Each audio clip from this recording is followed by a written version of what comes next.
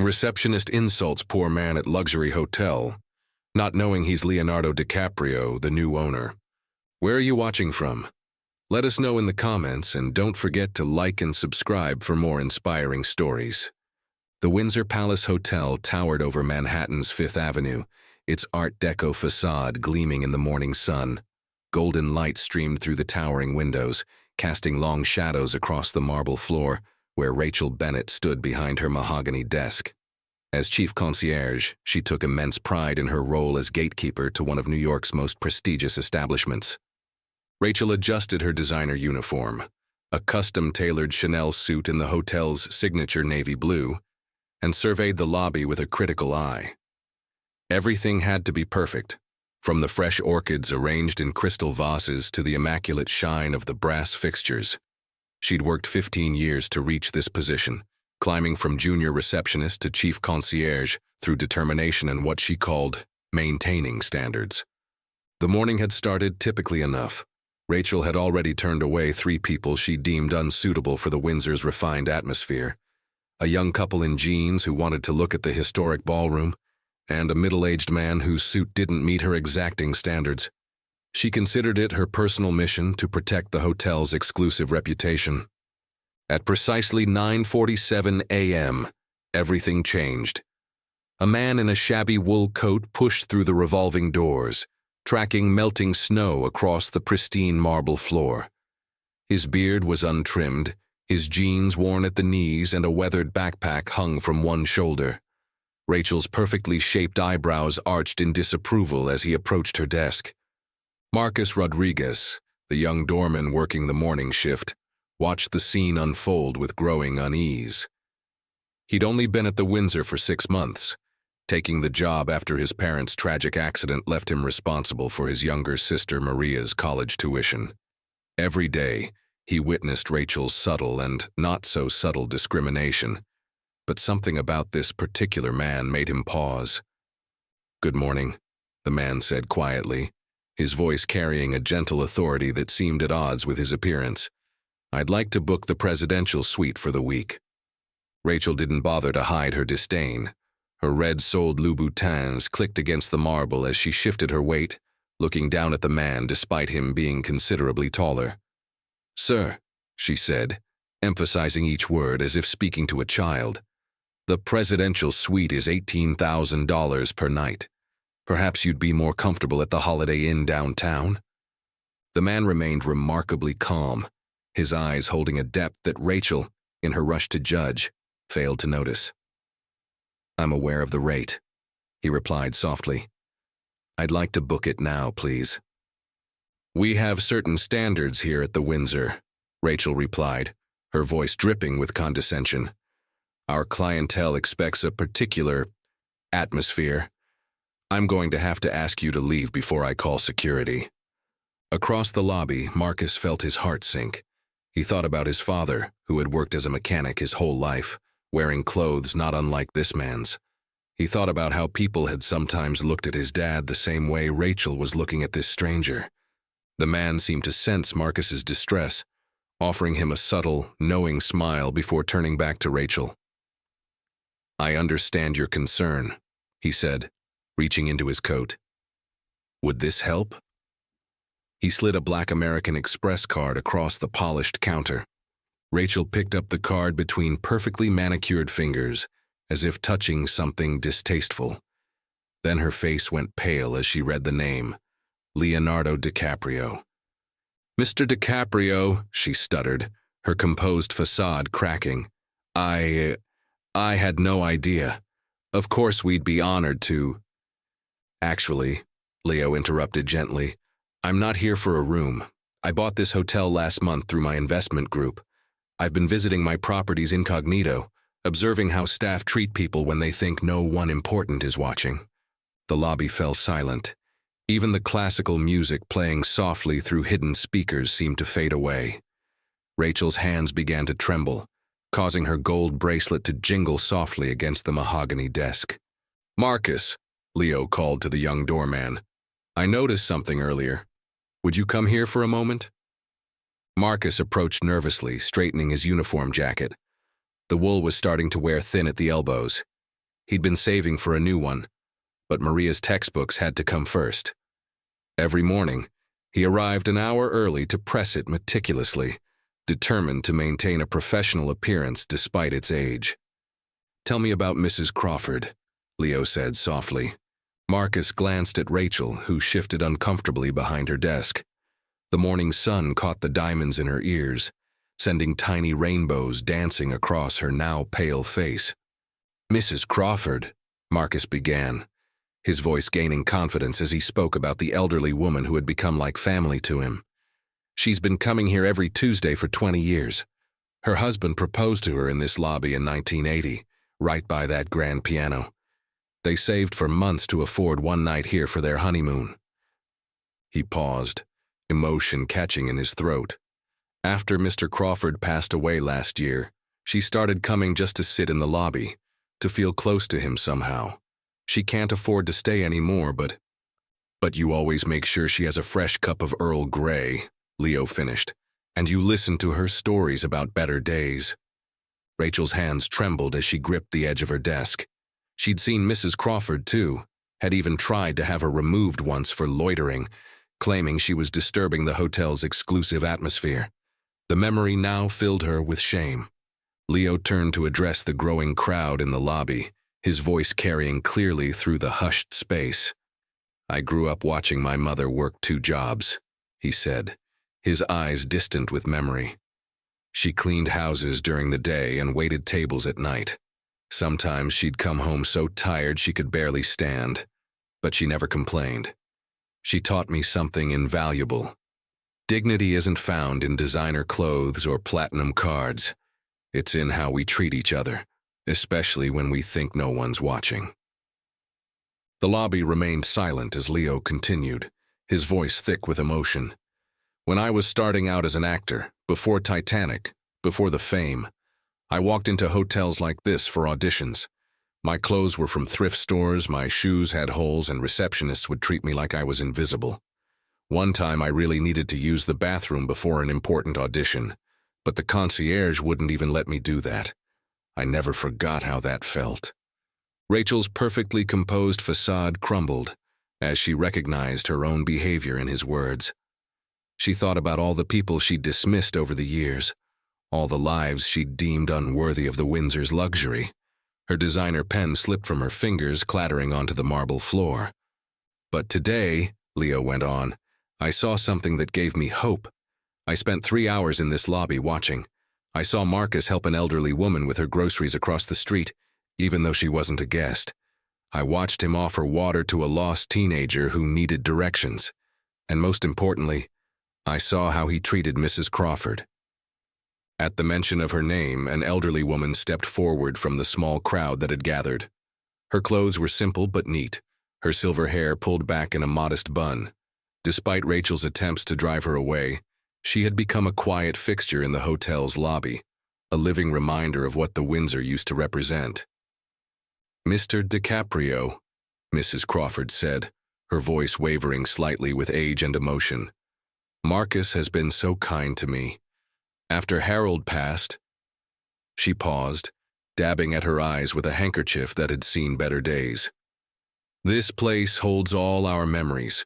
The first time Harold held my hand was right there, by the fireplace. He proposed by the piano, dropping the ring because his hands were shaking so much. We had our first dance as husband and wife in the crystal ballroom. Marcus," she smiled warmly at the young doorman, "Marcus makes me feel like I still belong here." Marcus blushed, looking down at his polished shoes, the one part of his uniform he never allowed to show wear. "Mrs. Crawford tells the best stories about the old days," he said softly, "about when the Windsor was more than just a luxury hotel. It was a place where love stories began." Leo nodded, a warm smile crossing his face. "That's exactly what I want to restore. The Windsor wasn't built to be an exclusive club for the wealthy. It was built to be a place where memories are made, where moments are celebrated, where everyone is treated with dignity." He turned back to Rachel, his expression serious but not unkind. "Ms. Bennett, you've worked here for 12 years. That's a long time to build walls around your heart. But today, those walls need to come down." Rachel's hands shook as she gripped her designer pen. "Mr. DiCaprio, please. I was just following protocol, maintaining standards." "Standards?" Leo interrupted gently. "Let me tell you about real standards. My mother taught me that true class isn't about what you wear or how much money you have. It's about how you treat people who can't do anything for you in return." He gestured to Marcus. "This young man works double shifts to put his sister through college after losing their parents. He arrives an hour early every day to press his uniform, never complains, and treats every person who walks through those doors with respect. That's the standard I want for the Windsor." Rachel's carefully applied makeup couldn't hide her trembling lip as she realized the magnitude of her failure. She thought about her own beginnings, about her father who had worked as a janitor to give her a better life. Somewhere along the way, she'd forgotten her roots, building a fortress of false superiority. "The Windsor is about to undergo some changes," Leo announced to the lobby. "Starting today, we're launching the Crawford Legacy program. Every Tuesday, we'll open our finest suites to couples celebrating milestone anniversaries who couldn't otherwise afford to stay here." He turned to the elderly woman. "Mrs. Crawford, would you help us select these couples? No one knows better than you what it means to have a history with this place." Mrs. Crawford's eyes filled with tears as she clutched her well-worn handkerchief. "Harold would have loved that," she whispered, her voice thick with emotion. "He always said the best stories happen when love doesn't check bank accounts first." "And Marcus," Leo continued, placing a hand on the young man's shoulder, "I'm promoting you to Director of Guest Relations. Your first task will be implementing this program and helping reshape our approach to hospitality. Your sister's college tuition is taken care of. Consider it a signing bonus." Marcus's eyes welled with tears. "Mr. DiCaprio, I don't know how to thank you. Maria, she's studying to be a doctor. Our parents would have been so proud." The lobby erupted in spontaneous applause. Hotel staff who had worked under Rachel's rigid rules for years felt a weight lifting from their shoulders. Even some of the wealthy guests nodded approvingly, perhaps remembering their own humble beginnings. A young woman in a waitress uniform from the diner across the street stepped forward hesitantly.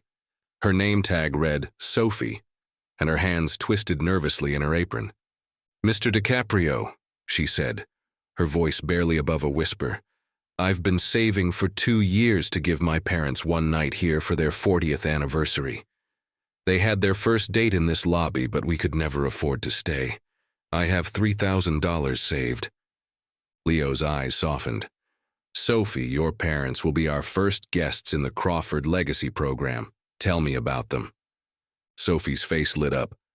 "Dad was a bus driver. Mom taught kindergarten. They met right here when it was raining and Mom forgot her umbrella. They shared their first kiss by that chandelier." She pointed upward, her eyes glistening. "Dad says it was the light that made Mom look like an angel."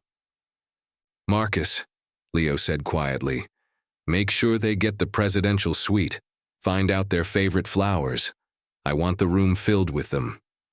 Rachel stood frozen behind her desk, her world shifting beneath her feet. She thought about Mrs. Crawford, about all the times she'd tried to chase her away. She thought about Marcus, who she'd looked down on for showing kindness to unworthy guests. But most of all, she thought about her father, who had taught her the value of hard work and humility, lessons she'd buried beneath years of artificial sophistication. "Mr. DiCaprio," she said, stepping out from behind her desk for the first time that morning. "Before you fire me, may I say something?" The lobby fell silent again as Rachel walked toward Mrs. Crawford, her designer heels clicking softly on the marble floor. She stopped in front of the elderly woman, her usual poise replaced by genuine humility. "I owe you an apology," she began, her voice thick with emotion. "Every time you came in, I saw you as a reminder of what I was trying to escape. My father—" She paused, fighting back tears that threatened to ruin her perfect makeup. "My father was a janitor at a hotel like this. He worked nights so I could go to college, have a better life. His hands were always rough from work, but they were the gentlest hands when he wiped away my tears." Rachel's voice broke as she continued. somewhere along the way I became ashamed of where I came from. I wanted so badly to belong in this world of luxury that I forgot what true dignity looks like. I forgot that my father's calloused hands held more nobility than all the designer handbags in my closet. Mrs. Crawford reached out and took Rachel's trembling hands in her own. "Dear," she said softly, "your father sounds like a wonderful man. He would want you to remember his values, not hide from them." Leo watched the exchange thoughtfully. "Ms. Bennett," he said after a moment, "I'm not going to fire you." Rachel looked up in surprise, her mascara slightly smudged from tears. "Instead, I want you to work with Marcus, help him implement the Crawford Legacy program. But first, I want you to spend a week listening to Mrs. Crawford's stories. Learn about the Windsor she remembers, the one we're going to bring back." Over the next 6 months, the Windsor underwent a remarkable transformation. Under Marcus's leadership, the staff learned to see beyond appearances, to recognize that true luxury lay in how they made people feel. Rachel, working closely with Mrs. Crawford, rediscovered her own humanity, using her attention to detail to ensure every guest felt special, regardless of their status or wealth. The Crawford Legacy program became famous throughout Manhattan. Every Tuesday, the lobby would fill with couples celebrating their love stories. Teachers, nurses, factory workers, all treated like royalty. Mrs. Crawford held court in her favorite armchair, collecting their stories and sharing her own. Sophie's parents' anniversary celebration became a symbol of the hotel's new spirit. Her father, still driving his bus route after 40 years, cried when he saw their suite filled with his wife's favorite yellow roses. Her mother, retired now from teaching but still volunteering at her old school, danced with her husband in the crystal ballroom, just as they dreamed of doing 4 decades ago. Rachel found herself changed in ways she never expected. She still wore her designer uniform, but now it felt less like armor and more like a tool to serve others. She kept a photo of her father in his janitor's uniform on her desk, a reminder of where she came from and what true dignity looked like. One morning, 6 months after Leo's first visit, a homeless man walked into the lobby seeking shelter from the rain. The old Rachel would have called security immediately. Instead, she arranged for him to have a hot meal in the kitchen and helped him contact a local shelter. As she watched him leave with renewed hope, she caught Leo watching from across the lobby. "You've changed," he said simply. Rachel smiled, tears gathering in her eyes. "I remembered who I am," she replied, "who my father raised me to be." The Windsor Palace Hotel still stands proudly on Fifth Avenue, its Art Deco facade gleaming in the sun. But now, it glows with something more valuable than luxury. It shines with the light of human dignity, of love stories both old and new, of dreams given wings to fly.